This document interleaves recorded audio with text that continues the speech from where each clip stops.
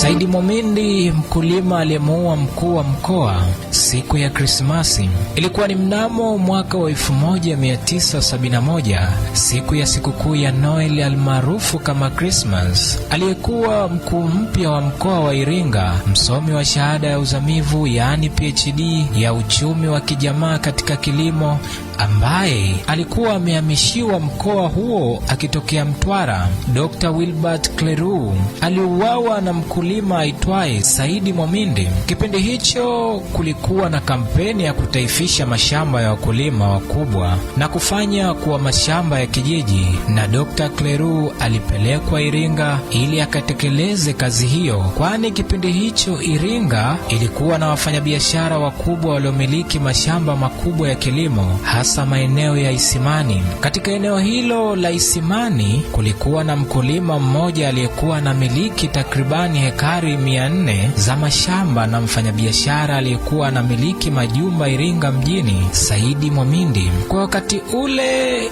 ilishauriwa angalau kila mtu awe na shamba lisilozidi hekari 4, jambo ambalo lilileta mvutano mkubwa sana kati ya wakulima wakubwa na serikali. Sasa siku hiyo ya Christmas, Dr. Kleru alikwenda Isimani akiwa katika utekelezaji wa sera ya kutaifisha mashamba. Moja kwa moja alikwenda hadi shambani kwa Mwamindi na kumkuta analima. Mkuu huyo wa mkoa akamuuliza, mbona unalima shamba lako mwenyewe na si la kijiji? Mwamindi akajibu, sioni tatizo, hakuna mtu shambani, leo ni Jumapili tena ni sikukuu. Maneno yale yalimuudhi Dr. Kleru, ambaye kwa kawaida alisifika sana kwa ukali na kutekeleza sera za serikali na maneno makali au kutukana watu hadharani pale wanapofanya makosa. Dr. Kleru baada ya kuudhika alimtukana Mwamindi, tusi lililomlenga mama yake ambaye tayari alikuwa marehemu. Mwamindi alihoji na kuaje anamtukania mama yake huku akimwonyesha kaburi alimozikwa. Mkuu wa mkoa aliendelea kuja juu huku akisema, kwani kaburi ndio nini? Huku akilipiga mateke kaburi la mama yake Mwamindi. Kwa kabila la Wahehe makaburi yana heshima yake, kwani ndipo nyakati nyingine hutumika katika sala, matambiko na mila kadhaa. Kitendo kile kilimghadhabisha Mwamindi na kuanza kukimbia kuelekea nyumbani. Mkuu wa mkoa akadhani Mwamindi anamkimbia, akaamua kumfuata.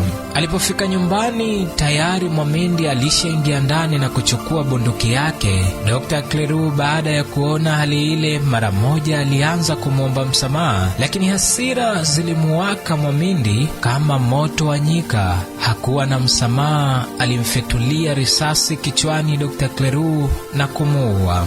Baada ya kumuua, Mwamindi alichukua mwili wa mkuu wa mkoa na kuuweka ndani ya gari alilokuja nalo mkuu huyo wa mkoa, inadaiwa ni kwenye bonnet. Kisha alichukua kofia ya Dr. Kleru na kuivaa, akaingia ndani ya gari na kuanza safari kuelekea Iringa mjini, tena akipita njia isiyoruhusiwa, kwani barabara ilikuwa ni one way.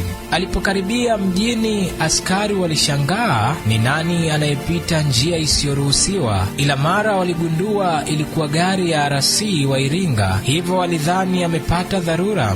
Gari lilipowasili kituoni, polisi walijiandaa kupiga saluti. Mara alishuka Mwamindi akiwa na bunduki yake na kuelekea ndani. Askari walipigwa na butwa sana. Alipofika aliwaambia, nendeni mkachukue nguruwe wenu ndani ya gari, na kisha akakabidhi bunduki yake. Lilikuwa tukio la kustaajabisha sana na kushangaza na lilofanyika kwa haraka sana. Baada ya taarifa kuenea, msako wa polisi ulianza mara moja, ila katika msako huo polisi walikamata baadhi ya watu waliokuwa wakinywa bia kwa furaha, shangwe na nderemo baada ya kusikia Dr. Kleru ameuawa, kwani wanadai alikuwa na dharau sana.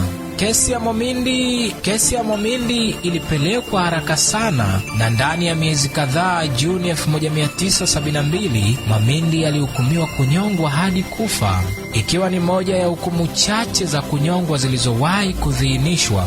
Inadaiwa Mwalimu Nyerere alihuzunishwa sana na kifo hicho, na hata kesi ya Saidi Mwamindi ilipoisha na kupewa hukumu ya kifo, inasemekana Nyerere hakusita kusaini, na ni mojawapo ya hukumu 3 tu za kifo zilizotekelezwa wakati wa utawala wa Nyerere. Na hiyo ilikuwa ni simulizi ya Saidi Mwamindi, na jina langu ni Jackson Mbaga, na usisahau kusubscribe.